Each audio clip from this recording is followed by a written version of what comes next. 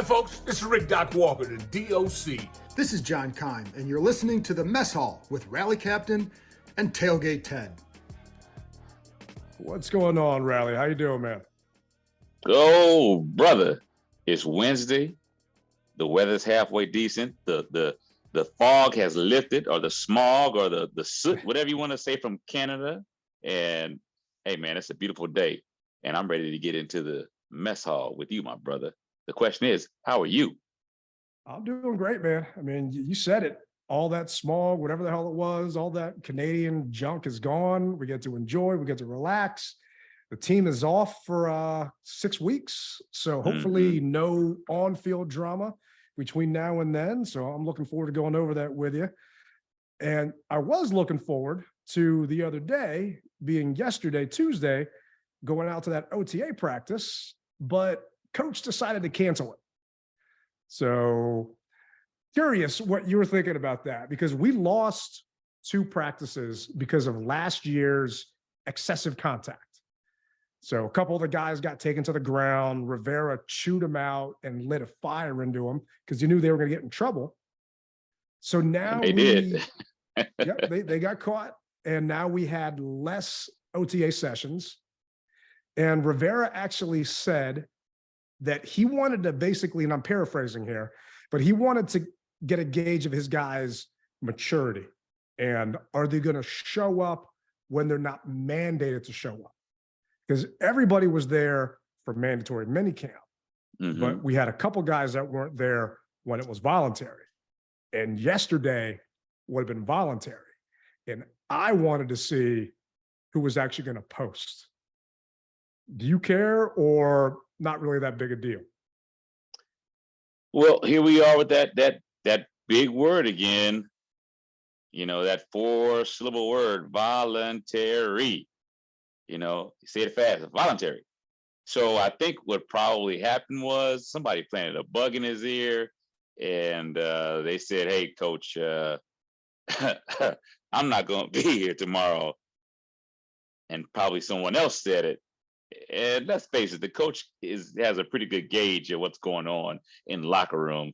So instead of looking stupid and becoming another headline in the press, just go ahead and circumvent it before it gets started and give the guys off.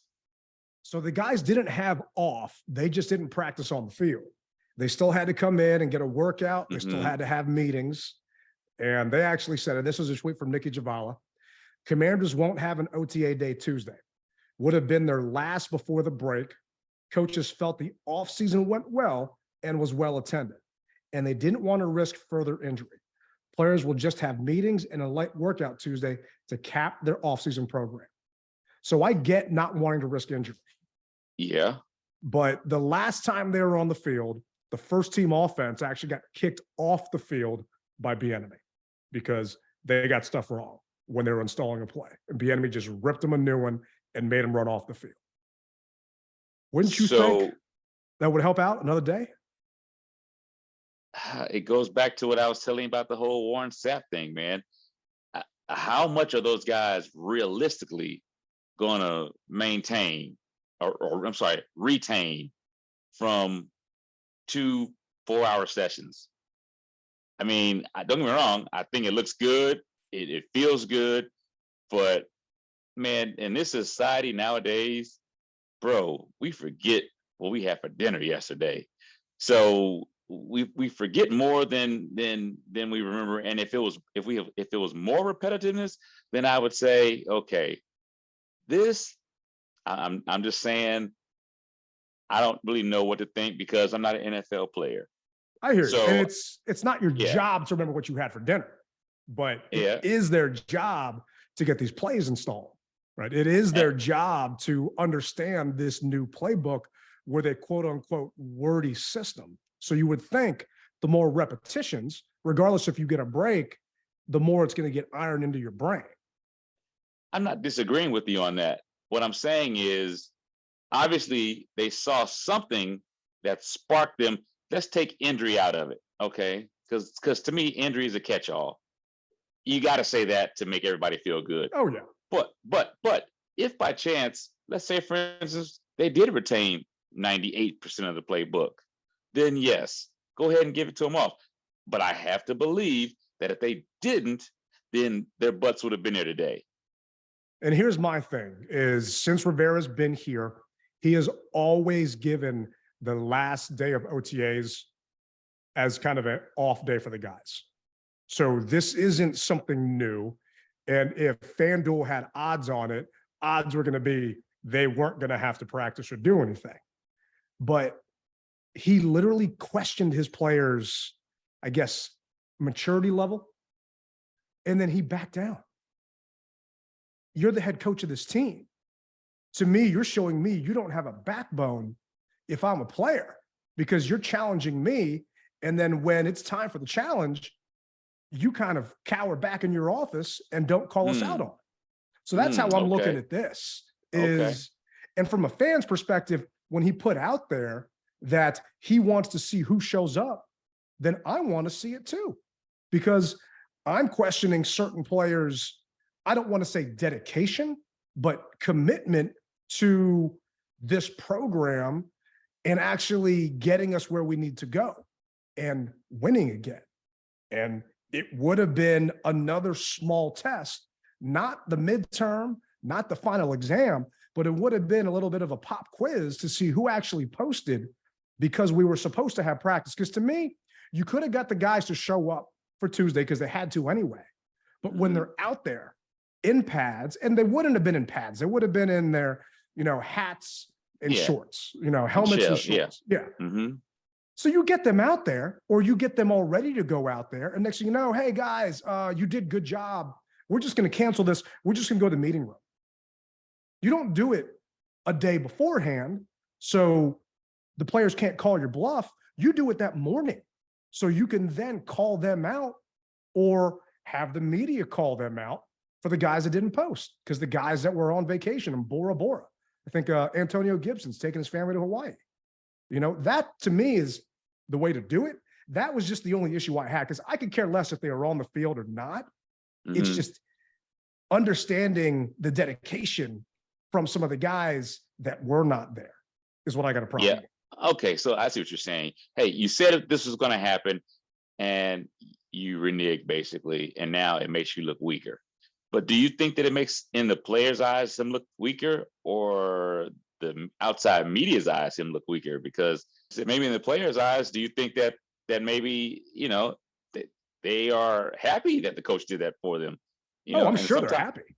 And sometimes, let's face it, they always say, what, a happy wife, a happy life. Well, maybe if you have happy players, they will go that extra mile for you. So, I don't know if I agree with that. Maybe. Okay. But we all saw how Club J worked out. His players were happy. They had ping pong tables. They were having a dance party. And we saw how that related to the field performance. I mean, to me, if I'm a player, it makes me not believe him 100% in what he's saying. And is he actually going to follow through on stuff? But I'm also happy that I'm not going to be running around potentially pulling a hamstring or getting dinged up before I've got 6 weeks off with my family and I got to come back and report all over again for training camp. So that to me is the good part. And what's the first day of training camp? First day of training camp, I want to say is the 27th, but we'll get to that in a little bit. So we got some time. Yeah, we do. I was just saying, hey, in the back of our minds, the 27th, but continue on, sir. But before we get to training camp, so last we talked, Josh Harris met with the NFL Finance Committee. And good news is last night, and I think it kind of went under the radar, Ben Fisher from the Sports Business Journal said the NFL owners have been told to reserve July 20th and August 8th as dates for a possible special league meeting. Sources said that it's a strong sign the league thinks it can get the Commanders deal to a final vote by one of those 2 days. And Harris actually changed the financing in his deal, or agreed to change the financing in his deal last Wednesday when he met with the owners committee, which was apparently, I think, the last major hurdle for getting the owners to vote and get this thing done. We talked about how there was a breakup fee and how it had to happen within either 60 to 90 days of that May 12th exclusivity agreement. Well, the July date is 69 days for May 12th, and the August date is 88 days. So that being said, I mean, I'm not shocked that that's kind of the time frame that we're thinking. All I know is I plan on being in town and having some champagne, and hopefully no one in PGPD is hearing this, but meet me at FedEx Field so we can all celebrate together. Well, there you have it. We will be meeting Tailgate Ted, Rally Captain, FedEx Field when this is done to pop some bottles. You heard it here first. I'm just hoping the team's not listening, but I mean, we are close, man, because I was downtown at one of my favorite restaurants grabbing some passes for a 4th of July thing. Okay. And one of the guys there, he's good friends with D. Smith from the Players Union, and he sees me walk into my Commander's gear. He's like, man, this thing ain't happening. He's not selling this damn team. It's like, dude, it's happening. It's going to go through. We still have naysayers, huh? We do, man. And to me, those people don't listen to the podcast, so I got to give him crap for not listening. Yeah. But there are still people that do listen, and we get text messages on the hotline wondering, hey, I don't know if this is going to go through. This is just another reason for you guys to believe. Did you ever watch that that Ted Lasso show just ended? Ted Lasso show. Which one is that? I don't know. It was on Apple TV. Ted Lasso, he was a coach, and he went out to Europe. It's pretty funny. Don't have Apple TV. So his saying was believe, and he had kind of a sign over top in the locker room, over top of the coach's office. Mm-hmm. And, you know, without spoiling it for people that haven't actually finished the finale, it's just something that people kind of say. And to me, it's like, all you Commanders / WFT / Redskins fans, these are 2 dates that they're being told. These guys are going to get this done. This is happening. And our first preseason game. Oh, yeah, one way or the other. And our first preseason game is August 11th. So I don't think it's a shocker that these dates are happening right then. Brother, when it happens, I, like you, will be very, very happy. I can't even put it into words, man. Just let it happen. We know it's going to happen. Just let it happen. And I, for one, will be just flabbergasted. I can't wait. I can't wait. Well, this is actually a quote from Ron Rivera talking about what it would mean to get this done before training camp, which is the 27th of July. Mm-hmm. Going back to the sale, how much would it help to have that settled by the time training camp begins? I think it'll help a lot. I mean, there's still some things that we've got to be able to move on from and have decided on. And so that's just the biggest part of it, is just, you know, being able to get all those other little details taken care of that we need to have taken care of. So that's a big part of it for us. Can I follow up real quick? When everything's on hold for like the contract talks, can you? I know you can, but have you guys still been in contact with the agents to gauge kind of what? Well, what we've tried to do more than anything else, just kind of let everybody know exactly what you said. We're kind of on hold, you know, and you know, and just being able to let those people know that, hey, guys, just a matter of time. You know, we've got to go through this. You know, we've got to be able to present the plan to the ownership, and you know, they've got to be in agreement with it too. I mean, we can't go on until we get a chance to explain to them exactly what our thoughts and ideas are and whether they agree or disagree. I mean, that's going to be very important to be able to you know, to get those kind of answers going forward. To help this organization. More than anything else, this really is about making sure we're in the right position going forward more than anything else. So we could be there and have this thing done and hopefully maybe get some of these contract disputes or possible extensions out of the way, because we all heard Cam Curl talk about how he just wants to be here with his guys and he's healthy. He didn't really do anything during, you know, mini camp and all that fun stuff. What's he going to do during training camp? Is he actually going to participate, or is he going to try and look out for him and then just do stuff on the side once they're done with individuals? I'll be curious to see what happens, but man, we are so close to almost being out of limbo. And I hope, you know, on top of the fact that all the different special stuff they're doing for training camp for fans, we get a chance to see these owners see what kind of commitment they have to these existing players that are on this roster. So okay, let's play a little game. You're the Rails group. You're the Rails group, and you know, or the Harris group, Harris Rails group, and you know that there are players that you want to sign. I'm hoping as an owner right now, you're doing your due diligence on hypothetically Cam, and you say, hey man, this guy looks really good, and he's asking for hypothetically, let's just say $5 million. That's hypothetical, okay? Just hypothetical, just throw a number out. He's asking for $5 million. Do you go ahead and do you feel it as though they are talking about this right now, or do you feel that they're waiting to make sure that everything goes through? I think that they got to be talking about this now. You know, it's like you're about to buy a house, right? Everything is going through, but your closing isn't there yet. You're already planning what furniture you're going to get. You're already thinking about what grill you're going to stick in the backyard. You're already prepping to move in. You may be not buying it yet, but you're doing your research. You're looking stuff up. You're making sure you're ready to go and you can hit the ground running. So you can have that housewarming party and then have that big old barbecue in the backyard, whatever it is. So to me, it's the same thing with these guys. And it's not their first sports franchise that they're going to be running. So I hope and pray that they're competent and that they're going with outside recommendations. There are a ton of consultants out there. What was it? Scott McLuhan was a consultant before he came here. Jay Gruden was a consultant for the Rams last year. You know, they could be reaching out to guys like that. I don't want to use guys that have past history with the franchise, but just as an example, to try and see what they should do, because Cam's contract, he's still under contract, but he wants to get paid and he should get paid, and they should make it a priority to lock him up before, just like the team did with Terry last offseason, right before training camp. So we know he's going to be here. Definitely.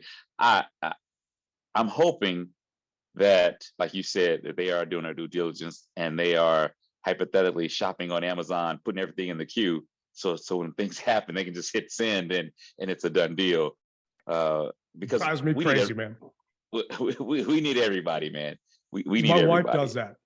She puts it in the queue. Oh my gosh, man. She just puts stuff in the Amazon cart, right? And I hope Miss Tailgate's not listening to this, but next thing you know, I add one thing to the cart and it says, you've got 18 things ready. It's like, what are you talking about? She just saves stuff in the cart. And then one time I accidentally hit buy, and then all of it got sent. So I had to cancel the order. But you know what? For these guys, I'm hoping they're ready to go. They're ready to buy. They've got the money to pay these guys. So we should be good.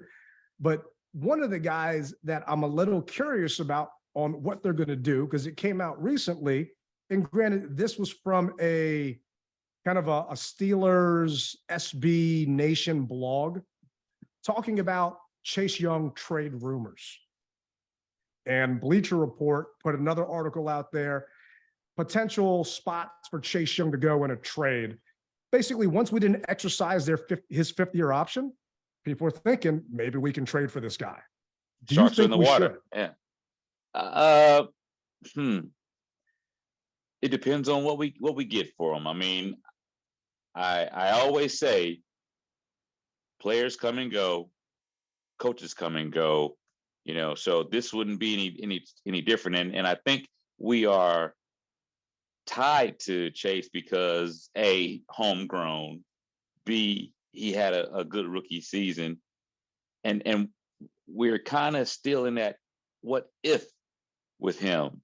You know, well, what if he has a great year and we don't want to trade him to somebody and he balls out like so many people have done with our organization. We've gotten rid of him and they've gone to another team and balled out. So there's all these what if factors that are going on. And at some point in time, you got to put that away and look at apples and oranges and go from there.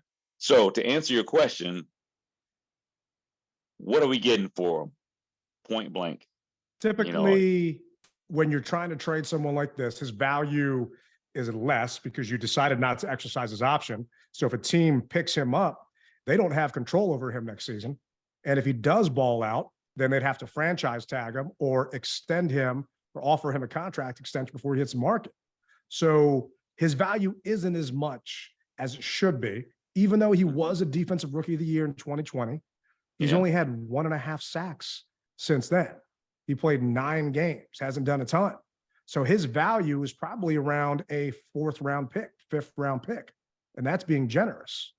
So To that, I say no. yeah, I say no, because at this point, let's go ahead and roll the dice. And if he balls out, which everyone believes that he will, then pay the man. If not, then you up his trade value to get more from him. So, we're in a good position right now, I feel, as far as the whole Chase Young is concerned. yeah. I don't know if I believe that he's going to ball out because he hasn't showed me that he can do that consistently. He hasn't proven to me that he is that defensive rookie of the year, and we'll have to wait and see what he does. I'm looking forward to him proving all the doubters wrong. And I'm concerned that the relationship between Chase and this team is damaged to the point of it may not be able to be repaired.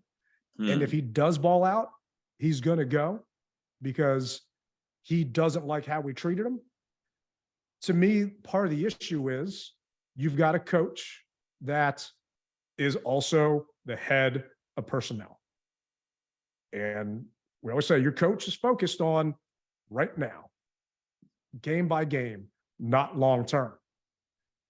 If Rivera were to trade for him and we were only going to get draft picks that we can't even use because the draft is done, it wouldn't happen until next year, Rivera most likely isn't coaching this team next year.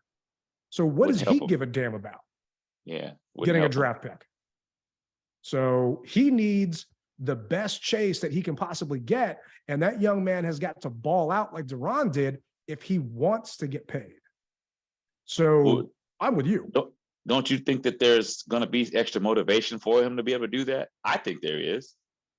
I would agree with you in a normal scenario, but I don't think this is a normal scenario. Because to me, extra motivation would have been, you don't take my 5th-year option, I'm going to be at voluntary workouts to show you what you're missing. And I get that they're not going crazy, but I'm going to be there to prove you wrong. And you're questioning my maturity and my dedication to a degree. Well, you know what? I'm going to prove you wrong. And he did not do that. He was out in Colorado doing stuff out there. He wasn't with his teammates. Cam Curl, for example, to me, did it right. Deron Payne last year had an issue with his contract, did it right. He still showed up. Chase, in my opinion. Begrudgingly, he still showed up. Yeah, but he did everything he needed to. And then when it came down to team workouts, he was on the side field doing his stuff. That to me is why Chase is not showing me personally, and this is just Tailgate's opinion, but not showing me that he is worth and going to actually ball out and do what he needs to do, because he's not there getting tutelage from Ryan Kerrigan, from Jeff Scanina, to even be around his teammates. Phil Mathis got hurt first game last year. Phil's going to be lining up beside him at plays. Wouldn't you want to get a chance to get to actually see how he handles different scenarios? And I get it's just a couple of days in spring. Yeah. To me, man, it's that camaraderie that you're not building with your team that Cam Curl was doing. So what happens if in the media's eyes, I don't say anything to you, but behind the scenes, I'm saying, hey guys, you're my guys, and I'm going to be there when I get back from training my knee, or whatever the insider scoop that the D linemen have with each other. So I hear what you're saying, but what happens if the camaraderie and the brotherhood has already been built, and I've already talked to you, and I could care less about what outside people see? I've already talked to you. You're my man, Ted, and you know secrets about me as well as I know secrets about you that the general public doesn't know. So because of that, screw what everybody else thinks. What do you think about me one-on-one? And I'd go to bat for you as well as you. I believe you go to bat for me. So screw what everybody else think, because when it comes down to it, I've already talked to you guys. I've already said, hey man, I'm going to be out doing this, that, and the other. But when it comes down to it, I'm here for you guys. I'll be there. Just bank on it. Just don't let the outside noise fool you. I'm here for you guys. I don't think his teammates are going to question him, because the cleat can easily be on the other foot, and they can be in that situation. So I don't think they would ever publicly say anything. But to me, actions speak louder than words. What are your actions? And he's rah-rah on the sideline, running up and down when he wasn't able to play, and even when he was able to come back. But his actions were not that of the second pick in the NFL draft. And he needs to prove it. He needs to prove he's worthy of it. And I'm not saying that he does need to prove it, but what I'm saying is, prior to camp, what if he had a meeting with his teammates and said, hey guys, I'm going to be in Colorado doing more work on this knee to come back and help you guys out. Me being with you guys right now isn't helping the team. Yeah, it looks good, but it's not going to help the team. What's going to help the team is me continuing to get this rehab that I need for when it really comes down to the blood, sweat, and tears of this. And right now, screw the outside noise. I'm talking to my boys right now. You guys understand where I'm coming from, right? Right. Yeah, Chase, we got you, man. We understand. Do what you got to do to get yourself together, because we want the real you, not the studio you, so to speak. So what if he said that already and we just don't know about even it? If he did say that, his teammates aren't going to say, no, that ain't cool. His teammates aren't going to call him out and be like, nah, you got to be here with the rest of us. Behind closed doors, you don't know, bro. They may. I don't think so, man. I really don't think that they're going to call him out and be like, nah, you got to show up. I don't think John Allen, as captain, is going to tell Chase, you got to be here for voluntary workouts. It's like, how about this? He's an adult. Okay, how about this? Hey, I'm going to try to get my best John Allen voice going. Hey, Chase, I really would like for you to show up, but I understand if you can't show up. You're a man just like I am. But hey, man, just, if you could, we'd appreciate it, because we really would like to see you. And it would quiet all the noise, but I understand if you're not. But you're still my boy. How about that? How'd that go? Is that okay? I'm going to cut this up and I'm going to tweet it to John. So, but I mean, I hear you, man. To me, it's just, you talk about quieting the noise. I am sure they are tired of being asked two questions. Stuff about Dan Snyder and the sale of this team. Yeah. And Chase. They just want off the field stuff to just go away and just focus on the field. And speaking of which, actually Riggos Rag had an article that they posted. Those of you out there that listen to this show, I'm sure you probably are familiar with this site. They got a bunch of great content. But in this article, and I was wrong, I did not think the team was going to be able to sign Daron Payne and John Allen. I still don't think they should have signed Daron Payne, but the fact is they did.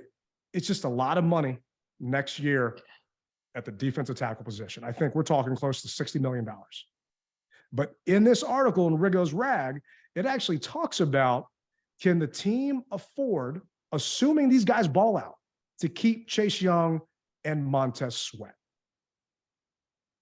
And jumping into the details, it actually says, because of all of the rookie deals that we've got going on, because Sam Howell is so young, because Jahan Dotson's so young, Brian Robinson is so young, that they actually have the ability, if they wanted to sign Sweat and sign Young. Looking at the cap numbers next season, based upon this, including everyone else's contract, they say that the team will have $83 million to spend next year. And that's including potentially giving Cam Curl a contract extension for about $13 million a season. Knowing that they've got that $83 million. And if they extend those guys, the new ownership would still have roughly $30 million in cap space to sign other guys. So Chase balls, Montez balls, either you got a franchise one and you give the other one a contract extension, they're saying you'll have $30 million in space. Would Rally, captain, the new GM for Josh Harris, offer these two guys a long-term deal to stick around the burgundy and gold? Rally captain would always love for the guys to stick around the burgundy and gold, but I got to take my rally captain hat off and go with management. Management says, well, we just signed a stud defensive end from Clemson. So I think that I'm going to go with more youth and see what I can get on the wire for one of these guys. Don't know which one, but we're going to just see what we can get on the wire to see what we can do and go from there. Let's be real. You can't get anything for them because they're free agents. So they just walk at that point, and you would get a compensatory pick, I believe. Actually, no, I don't even think you get a compensatory pick. But they're just gone. They're not here. And for the record, I agree with you. I would rather take that $83 million and use that on other positions of this team. To me, we have not addressed the biggest question. Okay, second to third biggest question for this team, offensive line. You are still super weak at left guard. Yeah. You got to do something about that position. Is Nick Gates going to be your solution at center? We got to stop shopping in the bargain basket for linemen if we really want this team to actually do something on the offensive side. You talked about Eric Bieniemy's offense getting us 10 extra points a season. I don't think it's going to happen with this offensive line. And I want us to invest in not just 4 position players on that field. We got to spread the wealth around a little bit. Well, we know that it is coming. Eventually, it's going to happen. Like I said, it may not happen tomorrow, but eventually, brother, it is going to happen. And I think that the whole thing behind Bieniemy's offense is you're going to see a lot of movement, which is going to be able to, okay, it's going to, I believe, kind of like how we had an inept line with RG3 was here, but RG3 made the line look a little bit better because of his mobility. Let's not forget, Sam is mobile. He really is. And so that's going to help a lot.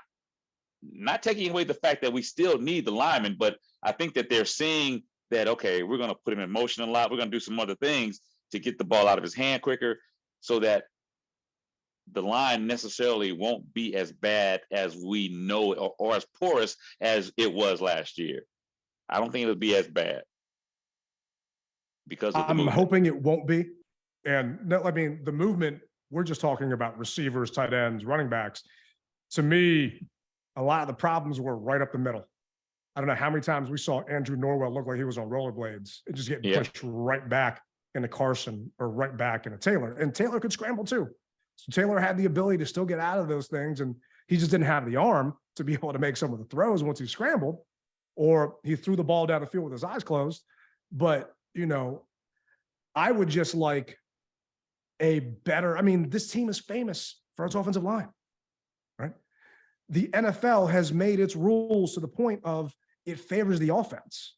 If you can actually give those wide receivers a couple of seconds to get down the field and win their routes, that DB is going to hold you. You're going to get PI. But if Sam doesn't have the time, whoever it is, to actually get that ball down the field, because we know he's got the arm, then it doesn't matter. And that's what I want us to actually focus on, because this is all assuming that Sam is the guy and he's going to be able to do what he needs to do. And we'll wait and see. One of the questions, though, was, did Howell show enough to Ron and EB that he should be the starter going into training camp? And this is what Ron said. Did Sam show you enough through minicamp to kind of keep this QB1 spot for now going into camp? And is that, kind of the plan? Yeah, he's pretty much shown us what we want to see. I mean, again, he's young. We know he's young. He's a second-year player who, got an opportunity to start last year. But there is a lot of room for growth, and we know that. But he's got a good skill set. He's mobile. He's got good foot movement. He's got quick twitch to him, good decision maker. He's still learning to make those decisions, but he's also got the arm talent, and that's the thing that that excites us. I What else actually is he agree. going to say? I know he's not going to say anything else. Well, I mean, he has said that it's going to be a competition. So he Do you really that. believe that? No, No. He's got to say. He doesn't have to say it, but he's got to know in his head that it's Sam's job. And according to people that were out there, reporters, fans, I was out there, Brissett had a lot of checkdowns. They basically, I think it was the Beltway Football Pod, kind of equated Jacoby Brissett to Alex Smith. Mm-hmm. He was chucking the ball, not chucking it, but like dinking and dunking it down the field and hitting the little flat guys and the running back, stuff like that. Nothing really The tested. safe route, the safest route. And to me, that's not what I want to see. I want to see the enemy's offense. I want to see some other guys get actually leveraged here and go down the field. Now, when you're going against your own teammates, let's not make up, but let's actually try and gamble a little bit here and see if we can make those throws when we're not doing against another team and we're still shooting blanks. We're not using live rounds, if you will. Yeah. So it's got to be Hal, and I'm happy that Ron said that because there's not enough balls to go around. There's not enough reps to go around during training camp to have those guys split drills with the ones. To my knowledge, Hal's the only one that actually had reps with the ones. Jacoby didn't. So I'm actually happy that Ron said this for a change. He usually pisses me off when he talks, but hey, this time I pat on the back. No, look out. Oh, there's a one up for Ted and Ron. The bromance has begun. Let me find out. We're getting there. He's part Filipino, so I feel bad, not being his friend, if you will, but yeah, he's got to earn it. All right. Okay. Well, I feel that, we're in this position because Hal did show enough for the one preseason game and obviously the last game of the season. And let's face it, it's minicamp. It's minicamp. I want you to make all the mistakes that you can make right now. Right now, this is the time to do it all. But at the same time, still show me what you can do, when the time comes. Are you seeing what I need you to see? Are you seeing, when that linebacker does this, what's your read? As long as he's doing that, and he may be throwing some picks or whatever have you, I'm okay with it right now. Like you said, it means nothing. But what are you doing right? And that's what I want to focus on. And as far as Brissett is concerned, if he is doing check downs, one of the things that we hated as fans with Alex Smith is, God dang it, man, throw the ball down the field. And he had an arm to be able to do it. And one thing I've seen Brissett's arm. He has an arm, but why do the check down? Is it something that you're not seeing just yet? And maybe the coaches can go back into the film room and bring that up to him and say, hey, why didn't you throw the ball, down here? But when Brissett was with Cleveland, he did kind of the same thing. So this isn't anything new per se. Yeah, and for me, it's kind of comparing it to Kirk Cousins. That playoff game that he had, was it against the Giants? Was that the last game he had? And it was 4th down. He needed to go, I want to say maybe it was 7 or 8 yards. And he threw a check 15. I think it was 15. Okay. Yeah. He threw a check down. He didn't even try and get it to the sticks or past the sticks. It's like 8 yards. This doesn't even count right now. This is minicamp. Let's throw the freaking ball. Let's see if you can actually tell me that you know where to go in this offense. And part of it is, you're going against other offensive players that aren't even playing defense. They're literally just standing there and holding a spot on the field, and you're throwing a dump pass to a running back. So I am happy to see that he's not going to be wasting reps with the ones that Hal is not going to get. I'm happy to see that at least as of now, they're going to get a chance to give Sam everything he needs to succeed. And the team did announce that we were off by a couple of days, that training camp is going to start on July 27th. So can't wait. I'm right there with you, man. And we mentioned it last week on the pod that there is no lottery. All you have to do is go sign up on the team's website. It is commanders.com/training-camp. Just type in training camp Commanders and it'll pop up. But the good news is, doesn't cost a single thing to go. There is no lottery, right? The parking is free, but there are some caveats with that. Shoot. Here's the question that I've always had, and I need to ask: why do I have to sign up and get a ticket if it's free? Why can't you, as an organization, have a couple of the counters, the spinning counters that people walk through to see exactly how many people showed up versus why do I have to go online and do anything if it's free? So I'll tell you why. Okay, let's bring it to me. I want to hear this. They want to know how much staff they need for those days. They know there's going to be some attrition. They want to know, do we need to triple security? Do we need to get more merchandise in the merch tent? Do we need to tell the food trucks that are going to be out there to prepare for 10,000 people versus 2,000 people? That's really why. It's the same thing at the stadium when they've had different free stuff there. I did all that and I'm not coming. They know there's attrition. Yeah. Some people will do it just to do it. Okay, but how about this? Plan for the worst. Plan for the worst. Just bring. I agree with you. Bring what you know. See. Here's the issue that I have. All right, and don't get me wrong. I love this team and I love the organization. So anybody that's screw you. The fact of the matter is, this is your first time in Ashburn that well, not the first time, but under the new regime that you're allowing everyone to come. We saw what happens when you say, nope, you can't come to this or it's private. We saw what happened. So now you're opening it up to everyone. And because you're opening it up to everyone, then prepare for everyone. I get you, man. Okay, they want to make sure they got 2,000 cheesesteaks or they got 2,000 shirts, whatever. I get you. But how about this? Have it there anyway. Have it there anyway. Because I agree with you. What happens if you set out that 2,000? You always plan, just like the tailgate. The tailgate doesn't cost anybody to show up, right? I get people that sign up. I don't charge anything. We just ask for a donation. I know that 30% of those people are not going to show up. They're just not going to post. I know that if it's going to be a raining game, that the people that are going to show up late. So I just know in my head not to buy enough food for everyone showing up.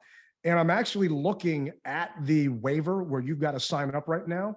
It would not surprise me if part of your information was being given to sponsors. To me, what is power is information nowadays. So getting to have Joe Blow fans' email address and phone number to then sell that to potential sponsors, to then say, hey, SeatGeek, you're handling all of our ticketing. Because I'm sure you're getting the email just like I am. All the SeatGeek crap that I get now for different events that I have no desire to go to. Don't want it. Yeah. But you're going to get it because that's who handles all the Commanders ticketing. And that's who's handling the ticketing for training camp. So because of that, that's why they want you to sign up too, because the agreement with SeatGeek, they're getting your information, man. So you sold her brother's information. Dang. Yeah. I'm gonna say that's also another reason, but I do know for a fact that they want to make sure that they just have the right staff. And when I talked to the team last year, they didn't think that they were going to have as many fans that wanted to come out to training camp as they did, and they were wrong. It blew up in their face, this whole lottery system. So sure. Well, one thing that we also know is if you say you can't come, people will bitch and moan and say, I really wanted to come and didn't have a plan to come anyway. But I think that this is a new day with the DS era coming to an end and so many people wanting to come back. And I get it, it's during the day, but how about this? That's Saturday? Oh, you better have everybody on deck. That opening practice on Saturday, you better bring everybody because I see a lot of people showing up. And even the first day, people want to be involved. And God forbid, if by chance they are selected for Hard Knocks, need I say more? I hope to God we're not. I actually wanted to get your feedback on that and kind of your opinion. Do you think, would you be okay? But for those that don't know, Hard Knocks has 3 rules. A team doesn't have to be on the show if any of these apply to them. If they have a first-year head coach in place, if they have a playoff berth in the past 2 seasons, or they have appeared on Hard Knocks in the past 10 years. We haven't had any of those. Our playoff was in 2020. So that doesn't count. So there are only 4 teams that the NFL can force to be on Hard Knocks: the New Orleans Saints, the Chicago Bears, the New York Jets, or the Washington Commanders. I don't want us to be on Hard Knocks this year. I don't want the extra noise. I don't want all those cameras there in guys' faces and us being another headline for something that was said during a Hard Knocks episode versus how the guys actually played in practice. That's just me. I know fans and a lot of people would actually love it, but I want them to focus on football for a change and not deal with the cameras in their face. Curious what you think. Well, Ted, I got to tell you, I disagree with you, bro. I think that it would actually be a good look for the organization, if you will, a redemption story, or a redemption piece, rather. I think that players have cameras put in their faces all the time. I mean, we pay these guys to be professional athletes, they've got to give interviews, so many interviews a week. They have to do it. So this just, to me, isn't anything any different than any other week, except for it's premiered on Hard Knocks. But the NFL is bigger than HBO. So they're used to having cameras on them at any given time, any part of the day. You don't know what paparazzi is following them around. There's always somebody doing something. So I say no. I say, hey, man, let it happen. Let it happen. Let it be organic, and let them show Washington in a good light. Because what we always know is Hard Knocks will give you a little bit of a bad teaser, but they will always make the NFL product look good. And I see that it could be a good look. It could be a redemption story. So they partner with the NFL. The NFL is not going to partner with them if they're just going to show dysfunction. So they're going to put a spin on things. And, in the end, it's going to be a happy ending. But I don't agree with you with the fact that the cameras are always on, because during practice, whether it's camp, mini, or training or what, the media cannot film all of it. When they go to team drills and certain portions of it, they can't have their cameras on. The only cameras that are there are the team's cameras. We talked about it last week, how, on the Twitter feed, you see Jahan Dotson or De'Ami Brown catching a bomb from Sam. They're not showing you the wide shot where there was no one there. He was just throwing the ball and they were just playing catch, So it's a little bit of a different story from that side of things. And if this was going into year 1 of Harris owning the team and we could get this thing done properly, then I'm for it. Let's bring the cameras out, because then we can really see the fans coming back out in droves. I still have trepidation of the existing regime dotting the I's and crossing the T's. They've gotten too many things wrong since they've been in place. Talking about the training camp fiasco last year, talking about some of the Sean Taylor stuff that's happening, misspelling players' names, getting the dates wrong on your crest.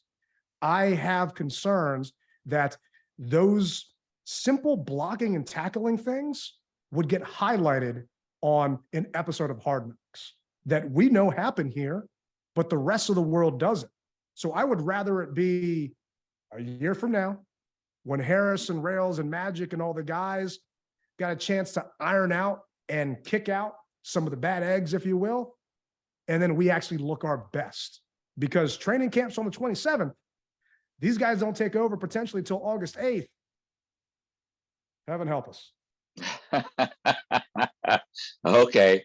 All right. When you mention it like that, or you put it that way, okay, I got you. But I still feel that it would be a good thing. And yeah, you're right. Maybe if we have a spot checker, they can check to make sure that no one's name is misspelled, because the same thing could happen under the new group. It could. Oh, yeah. It can. I think, what was it, last year, the year before? I think they just put Commanders on the back of everybody's jersey, or team on the back of everybody's jersey. Because that way, you're not going to spell it wrong. I mean, you're going to get everybody's name right. So, Wow. Oh man. Well, hey, brother, we're gonna see what happens. And time isn't on our side. It really isn't. So time will tell. Hey, I hear the music in the background, which lets me know that that's gonna bring another episode of the DMV Mess Hall to a close. Tailgate Ted, Rally Captain, you guys, man, you guys, thank you for listening. Remember, you rep it hard or you don't rep it at all. Rally Captain, Tailgate Ted, we're out.